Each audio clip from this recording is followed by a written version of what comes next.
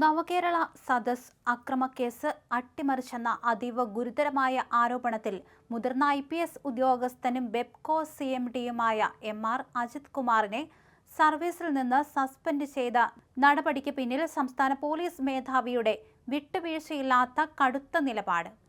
തനിക്കെതിരെയുള്ള പ്രത്യേക അന്വേഷണ സംഘത്തിന്റെ കണ്ടെത്തലുകൾ പൂർണ്ണമായും തള്ളുകയും മുൻ അന്വേഷണ ഉദ്യോഗസ്ഥരെ ക്രോസ് വിസ്താരം ചെയ്യണമെന്ന് ആവശ്യപ്പെടുകയും ചെയ്ത അജിത് കുമാറിന്റെ ഇടക്കാല വിശദീകരണത്തെ സംസ്ഥാന പോലീസ് മേധാവി തള്ളിക്കളയുകയായിരുന്നു.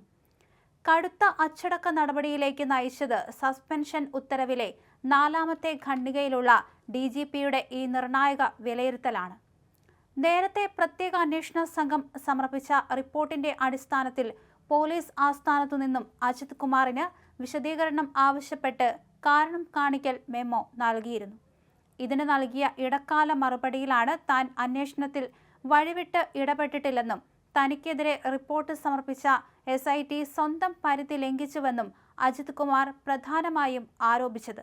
കൂടാതെ തനിക്കെതിരെ മൊഴി നൽകിയ മുൻ അന്വേഷണ ഉദ്യോഗസ്ഥരെ ക്രോസ് വിസ്താരം ചെയ്യാൻ അവസരം വേണമെന്നും ഇതിനായി ബന്ധപ്പെട്ട ഔദ്യോഗിക രേഖകൾ ലഭ്യമാക്കണമെന്നും അജിത് കുമാർ ആവശ്യമുന്നയിക്കുകയുണ്ടായി.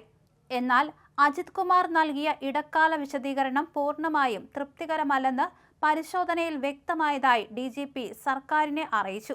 അന്വേഷണം നടക്കുന്ന നിലവിലെ ഘട്ടത്തിൽ മൊഴികളുടെ കൃത്യത അറിയാൻ ഉദ്യോഗസ്ഥരെ ക്രോസ് വിസ്താരം ചെയ്യണമെന്ന അജിത് കുമാറിന്റെ ആവശ്യം നിരസിക്കേണ്ടതാണെന്നും പോലീസ് മേധാവി വ്യക്തമാക്കുകയും ചെയ്തു. സംസ്ഥാനത്തിന്റെ ഉയർന്ന ക്രമസമാധാന ചുമതലയുള്ള ADGP പദവിയിലിരുന്ന് കേസ് അന്വേഷണത്തെ സ്വാധീനിക്കാൻ ശ്രമിച്ചെന്ന ആരോപണം കേവലമൊരു അച്ചടക്ക ലംഘനമല്ല, മറിച്ച് അതീവ ഗുരുതരമായ കുറ്റകൃത്യമാണെന്ന് ചൂണ്ടിക്കാണിച്ച DGP അദ്ദേഹത്തിനെതിരെ അടിയന്തര നടപടി സ്വീകരിക്കാൻ സർക്കാരിനോട് നേരിട്ട് ശുപാർശ ചെയ്തു.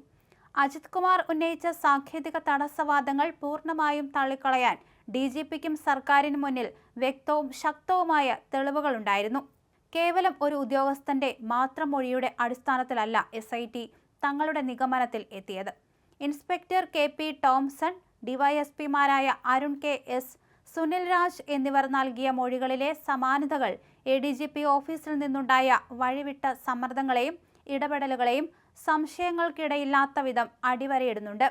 അന്നത്തെ ADGP കേസ് ഡയറി നേരിട്ട് വിളിപ്പിച്ച് വരുത്തുകയും മുഖ്യമന്ത്രിയുടെ സുരക്ഷാ ഉദ്യോഗസ്ഥർക്കെതിരെയുള്ള അന്വേഷണ കണ്ടെത്തലുകൾ മാറ്റാൻ നിർബന്ധിക്കുകയും ചെയ്തുവെന്ന് മുൻ അന്വേഷണ ഉദ്യോഗസ്ഥർ മൊഴി നൽകിയിട്ടുണ്ട്.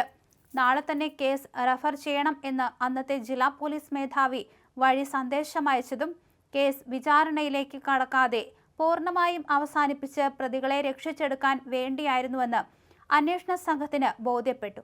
ഉന്നത ഉദ്യോഗസ്ഥൻ എന്ന നിലയിൽ CRPC സെക്ഷൻ 36 പ്രകാരം ഒരു ADGPക്ക് കേസ് അന്വേഷണത്തിൽ ഇടപെടാനും മേൽനോട്ടം വഹിക്കാനും നിയമപരമായി അധികാരമുണ്ടെന്ന വാദവും സർക്കാർ പരിശോധിച്ചു.